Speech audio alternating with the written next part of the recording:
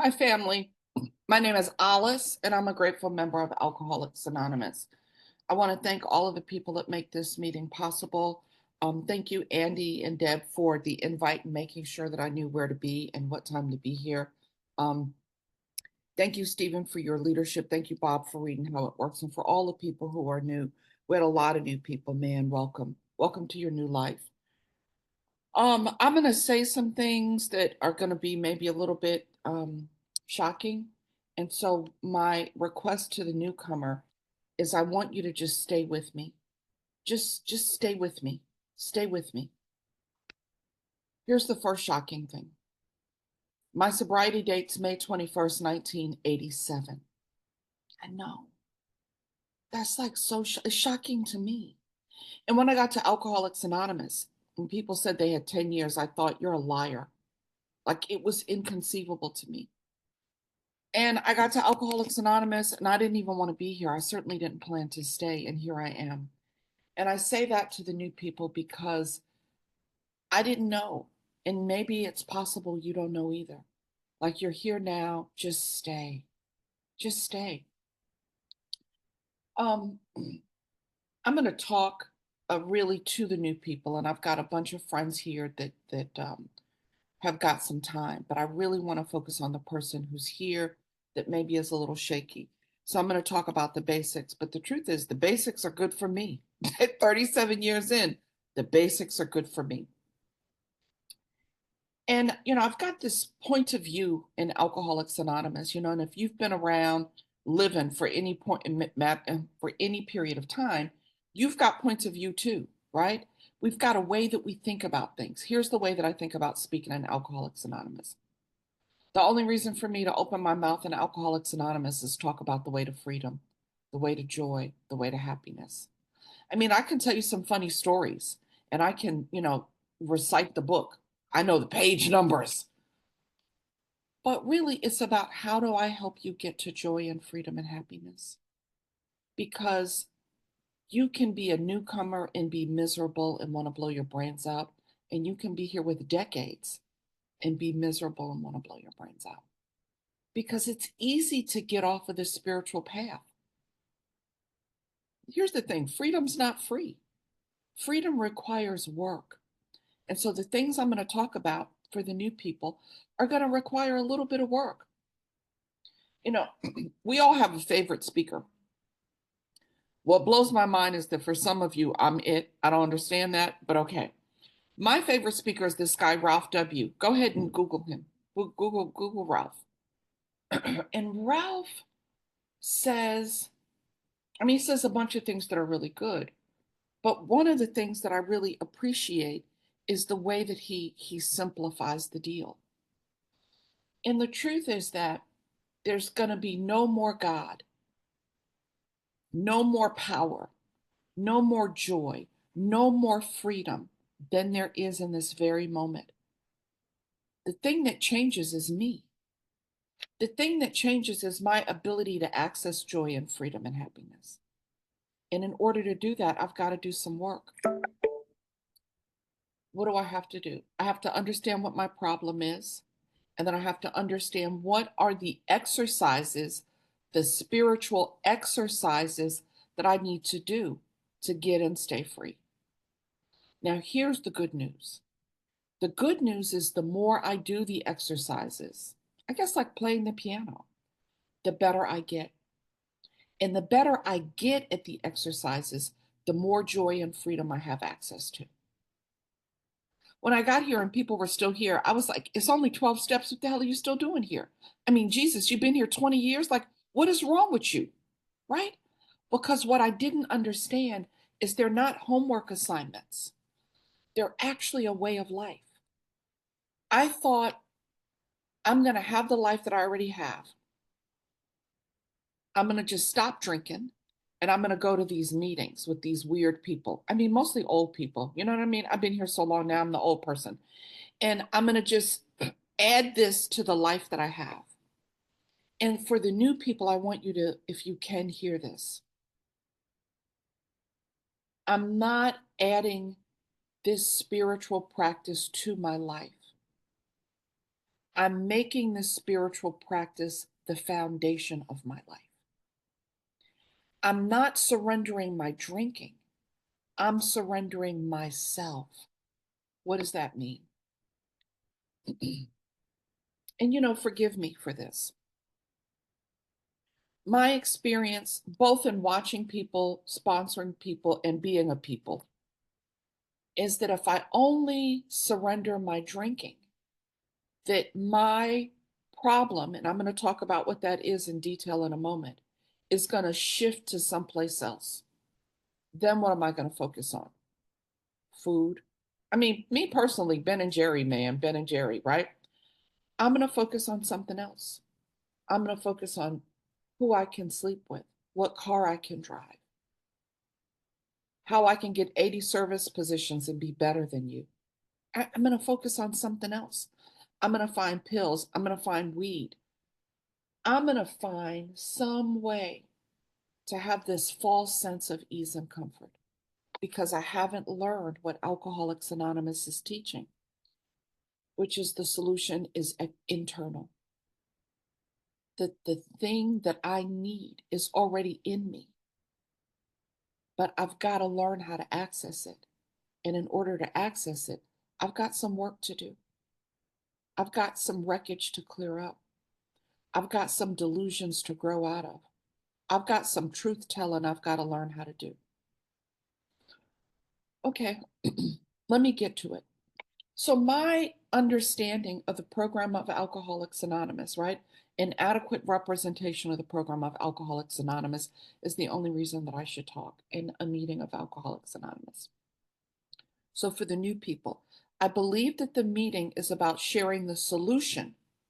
And I believe that my sponsor and the people in my network are for sharing my problems.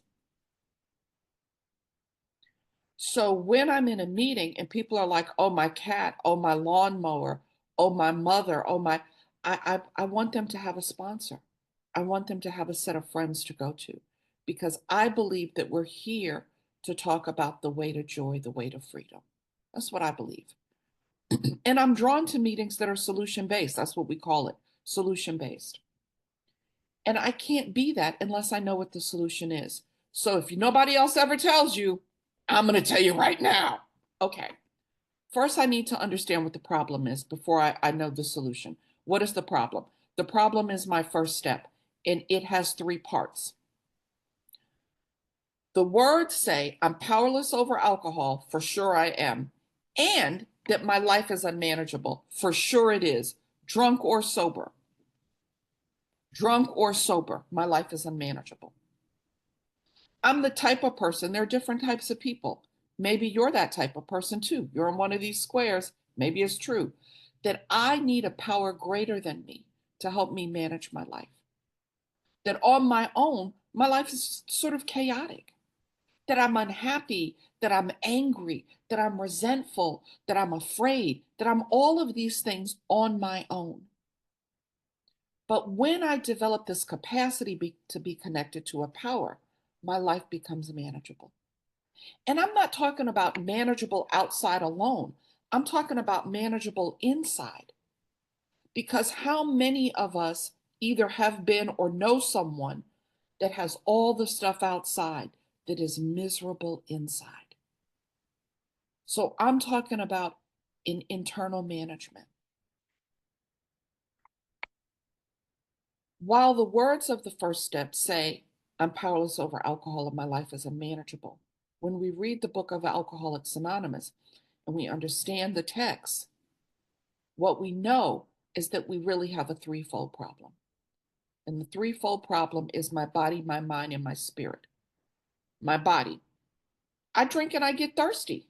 You know what I mean? I just get thirsty. I get thirsty. Man, I get that first drink and I think it's going to make me feel, ooh, but it doesn't. It makes me thirsty.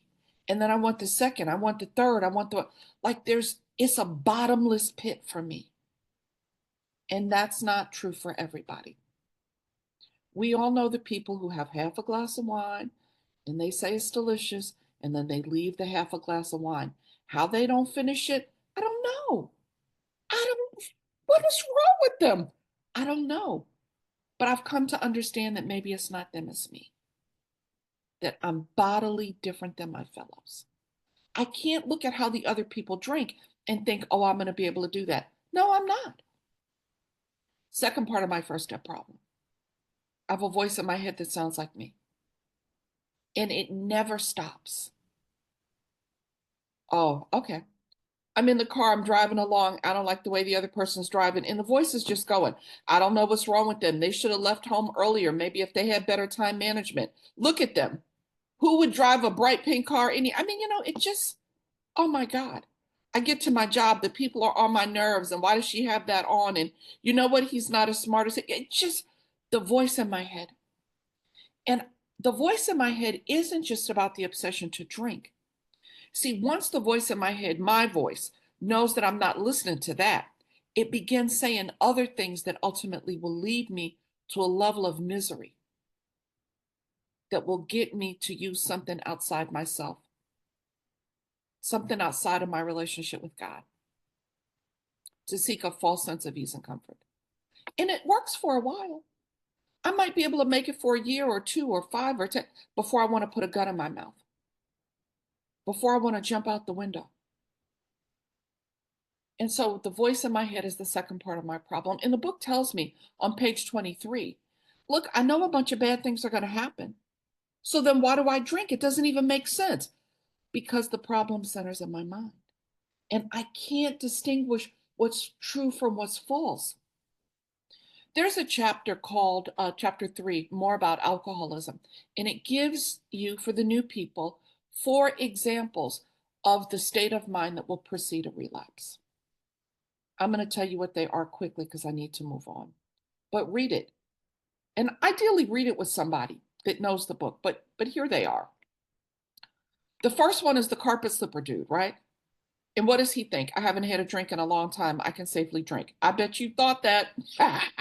For me, a long time so it could be a week. It could be a few hours. I haven't had a drink in a long time. I can safely drink. I made too big a deal of it. I was 26. There's liquor I haven't had. Maybe I can drink. Yeah, I still think that. I still think that. 37 years in. I went to Vancouver and did this 1 week retreat with these women in Vancouver. I had a ball with them. I was trapped at a campsite, like the little kitty campsite, with like 84 women, and I was the only speaker. I was like, I'm going to go to my room and hide. But I had a ball with them. But when I was leaving the airport, when I was leaving like Canada, they force you through, right, to get to the US. They force you through the duty free shop. And there were all these big signs that said 20% off the liquor. And I was like, ooh, a sale. I mean, the crazy, the crazy. A bargain. No, I'm going to burn my life to the ground. So the problem centers in my mind. There's the carpet slipper dude. Then there's the guy, Jim. I don't have time for Jim. Jim is hilarious. But here's what I think Jim's state of mind is. And this is what I think. Doesn't say it in the book. I think Jim's state of mind is I can get all the benefits of Alcoholics Anonymous without doing all of the work. You know what they say about Jim? He made but a beginning. So if you're here and you think, oh, I can go to a meeting a week, a meeting a day, I don't need a sponsor. I need a sponsor, but I don't have to do what they say. Okay, I'm going to do what they say, but only some of it. If you think that you can do some of the work and get all the benefits, I want to tell you it's not true. It's just, and you're in a 12-step program anyhow. Do the 12 steps. Okay. The next story is the jaywalker. What's the jaywalker state of mind? The jaywalker state of mind is, it's going to be different this time. It's not my fault. It's the milk truck. It's the trolley. It's the fire engine. It's not my fault. Let me give you this piece of advice, new person. As long as the problem that you have is somebody else's problem, you're a victim. And victims don't recover. Victims don't recover. I can't do anything about what you did. Oh, you molested me when I was a kid. What am I doing about that? That person's not here no more. My job is to be free. There's this guy, Kurt Z. Write that down. I love Kurt. Google Kurt. Kurt. Oh, Kurt. While I'm giving out names, man, Nicoletta. Look up Nicoletta. Kurt. Kurt often starts his share by saying, thank God I'm no longer suffering from the things that are not happening. That's right. Think about it, drunk person. Think about it, new person.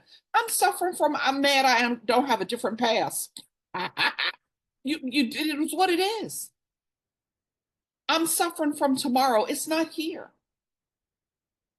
Here's a pro tip. Ready? The only thing that's real is this moment. Nothing else is real. The past is gone. Tomorrow isn't yet. Now is all there is. Be happy now. Be free now. Be joyous now. Be helpful now. Last person in this chapter, I love this chapter, obviously, is my boyfriend, Fred. Oh my God, I love Fred. You know what? When they came and told Fred they had the solution to his problem, you know what he said? Thanks for the information. You know what that means? Go away. Scurry on. Yeah, that's how I am sometimes. People will tell me what the answer to the question is, and because I think I want to know on my own, or I don't like them, or whatever's going on in my head where the problem centers, I can't accept the solution. So for the new people and for the old people, everybody is a messenger from the power. When I got here, I was a couple years sober and I went to this meeting. It was a low bottom meeting with low bottom people. If you don't know what I'm talking about, stick around. And this guy who looked like he was maybe still using put his hand up and said something that maybe it'll make sense to you. It changed me. He said, you know, I didn't have any self-esteem and I was always selling my butt for a cup of coffee when it was really worth a cheeseburger. Wow. This selling myself short, this not understanding my value. I am worthy. I really love that. And, you know, if I'd have been judging him based on how he looked, I'd have missed that. But here Fred is thinking, I'm better than other people. I got this. Anytime I think I got this, I'm in trouble. All right, I'm going to move on to the third part of my first step problem, which is why I'm still here. I told you I'm bodily different, and I told you I'm mentally ill. I have a voice in my head that sounds like me, that lies to me, and I listen to it. That's crazy. Here's the real deal in Alcoholics Anonymous for me. The third part of my first step problem is my spiritual malady. It's my spiritual malady. It's my soul sickness. And the book doesn't define it clearly, the book of Alcoholics Anonymous. When you hear me say the book, I mean the book Alcoholics Anonymous, which we lovingly call the big book. What the big book does is it tells me what it looks like when the spiritual malady is active. In the doctor's opinion, it says I'm restless, I'm irritable, and I'm discontent. If you got that, you know what that is. I ain't got to describe that. Everybody's on my nerves. No matter where I am, I want something else. No matter what I got, I want something else. That I'm dissatisfied. I'm. Mm. Later on in the book, in the chapter We Agnostics, it talks about the bedevilments on page 52. That I'm having problems in my personal relations. I'm a prey to misery and depression. I can't seem to make a living, which isn't money. It's a good life. So those are the evidence of the malady. But what is the malady? What is the malady? There's this great article, not AA conference approved literature, but the big book suggests that we seek out other resources. There's this article that you can Google by this guy, Mike, who wrote this piece called The Spiritual Malady, the Missing Piece. Some guy out of Jersey. Can't even find him. But it's such a great article. I give it to my people to read. And it talks about what the spiritual malady is, and it talks about how to find it in the book. Here's my understanding of the malady. It is the delusion that I am not in every moment connected to the source of all things. That I think I'm disconnected from the power. That somehow God's abandoned me. That I've got to figure it out. That I'm on my own in the world. And you know what the book tells me? That God is everything or God is nothing, and the choice is mine. And if God is everything, right? That I don't have problems, I have God. That no matter what I'm facing, there's a power greater than me that is the answer to all my problems. My sex problems, yep. My financial problems, yep. All of my problems. And it's the malady, my spiritual malady, that keeps me from accessing the power. That I'm going to figure it out. I'm going to outsmart everybody. I got a scheme. I got an Excel spreadsheet. I got a plan. right? And it fails me every time. The word breath and the word spirit, as I understand it, have the same Latin root. It's my understanding. And so, breath is evidence that the spirit's in my body. That when breath is gone, the soul leaves. So, as long as I have breath, I have access to the spirit. The spirit's in me. What I've got to do is clear up the things that block me from this thing in me that is this tether, this connection, this unbroken power that flows in me. And when I clear out the wreckage of the past, when I have a new way of living, then the power not only is flowing in me, it flows through me to you. That's why I think you guys keep asking me to speak, because I'm willing to do the work to clear up the things that block me. I don't do it for you, I promise you that, because I want to be watching Netflix right now. I do it because I want to be joyous no matter what. Job, no job, relationship, no relationship, health, no health. I get to be happy no matter what.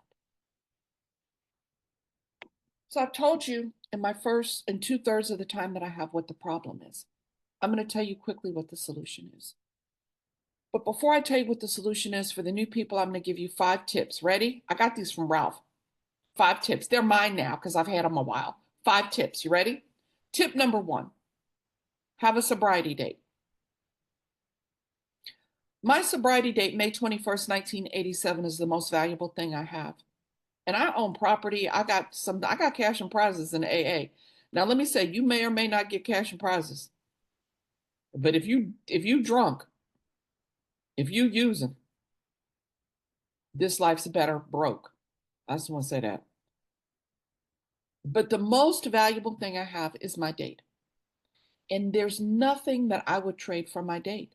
Not money, not power, not present. There's nothing I would trade for my date. My date makes all the other things possible. Tip number 1, get yourself a sobriety date. Have it, love it, hold it, cherish it, nurture it. Number 2, get yourself a guide, a Sherpa. We call them sponsors in AA. A person who knows the new and wonderful world that is the spiritual world that you can find through the clear-cut directions in the book of Alcoholics Anonymous. Again, we call them sponsors. I personally like a big book sponsor. I mean, sure, get yourself a fellowship sponsor if you want. I don't know that that works real well. I mean, the fellowship's lovely. I like the fellowship. Bad coffee and cheap cookies, man, can't beat it because it's free. Put money in the basket, but you know what I mean. But what I really want is a guide, someone that can help me understand how to make the best of this thing I've got, which is life. Tip number 3. And by the way, if you have them and you don't listen to them, what the hell are you doing? Stop wasting their time. Tip number 3, get yourself a group of friends, people that you can trudge this road with. People with more time, people with less time, people with the same time. Tip number 4, get yourself a home group. What is a home group? It's a group where everybody knows you and you know everybody, where you have some kind of commitment. Show up early. Do what I do. I don't even have commitments and meetings, and I show up early and then I say hello to everybody. It is so annoying to the greeter. I'm sorry. If there's a greeter in this meeting, I'm sorry.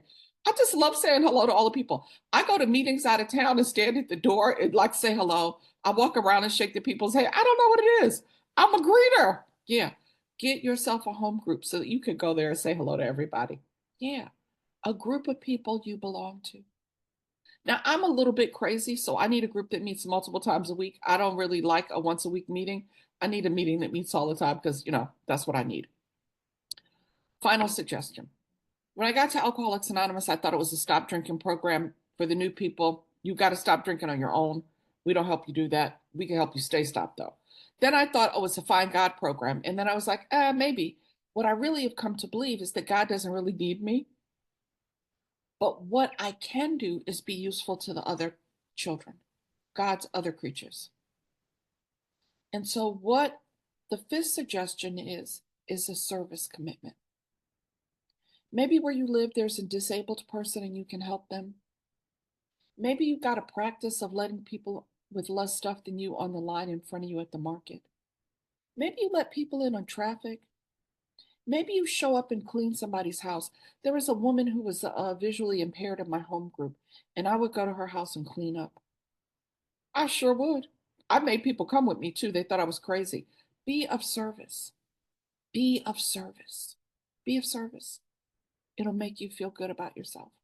All right, let's get to the solution. Ready? I got 5 minutes. The second step in Alcoholics Anonymous, once I understand the problem, the other 11 steps are the solution. And the second step is the admission that I am not God. That is my current understanding of that step. And the step really focuses on willingness, right?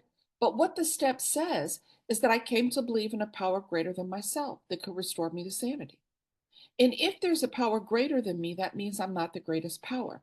And what is God? The greatest power. So it's the admission I'm not God. And I think that is what begins to restore me to sanity. That's what I currently think.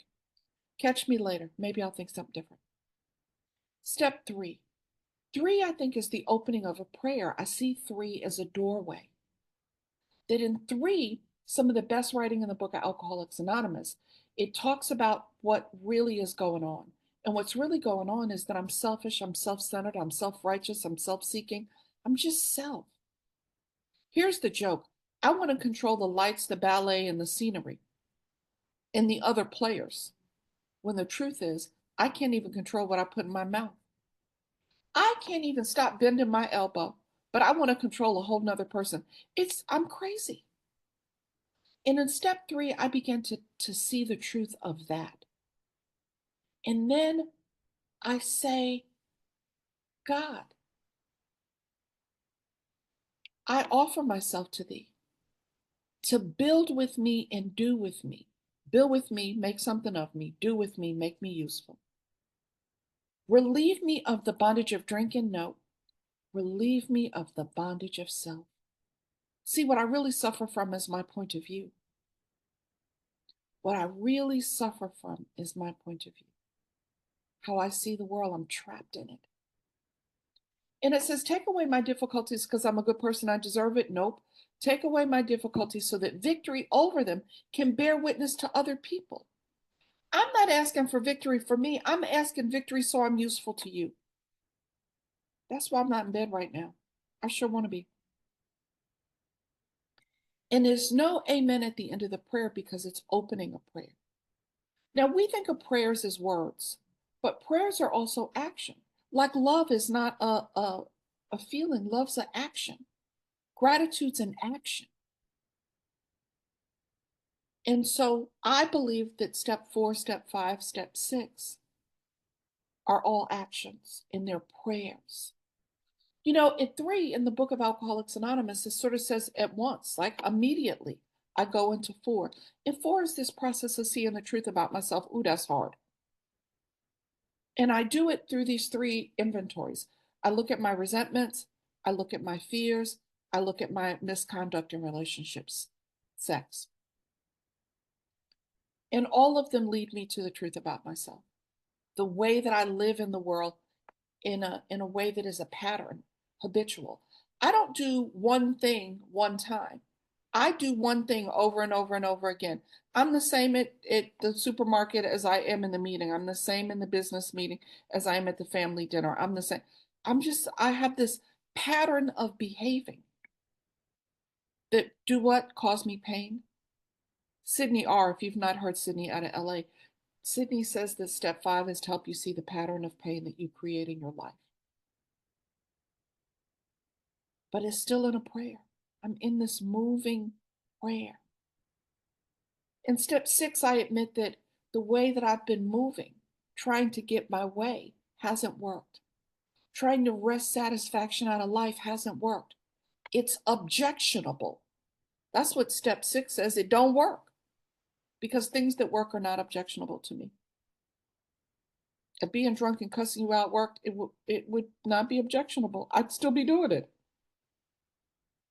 And in step seven, I move from asking God for things for me to asking God to use me to help his other children.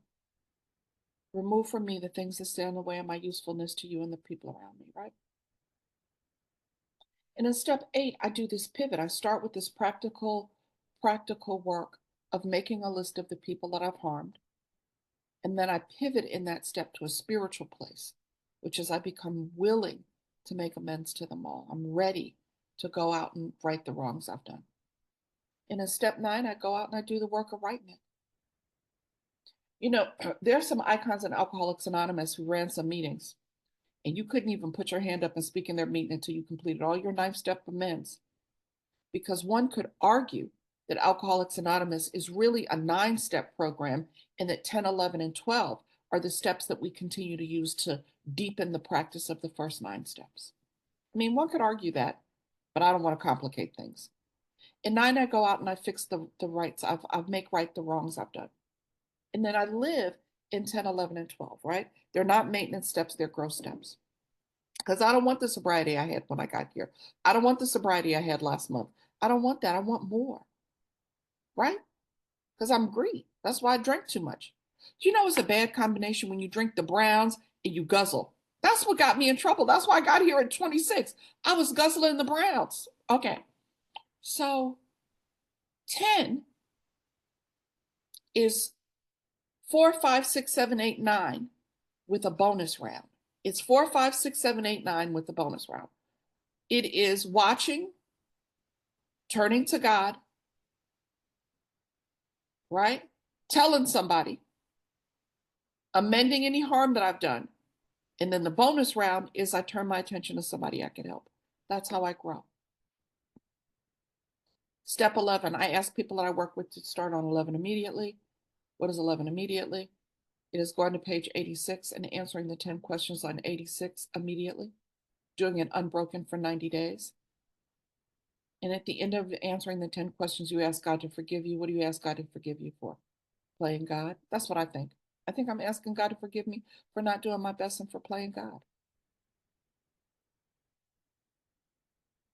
And in the morning, I get up and I read 86 to 88.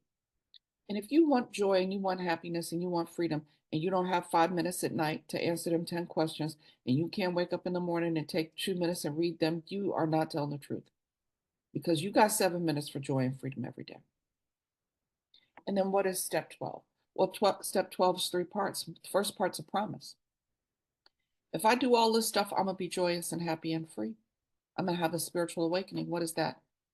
It's a personality change sufficient to bring about recovery. Read the second appendices on page 567 in the book of Alcoholics Anonymous. That's what it is. It's not mystical. I was unreliable, unkind, untrustworthy. I'm not those things anymore. I've had a personality change sufficient to bring about recovery. What is the second and third part of the 12 step? I carry the message. I understand what the road to freedom is, and I tell other people how to get there. And what is the last part? I'm of service in my life. I go out in the world and I practice these principles everywhere. Ooh, that's hard, but that's the way. When the people are rude, I don't sink to their level. You know, when you go down low, I want to go to hell. I want to go to hell, but it doesn't bring me joy and freedom. All right, I'm done. Thank you, guys.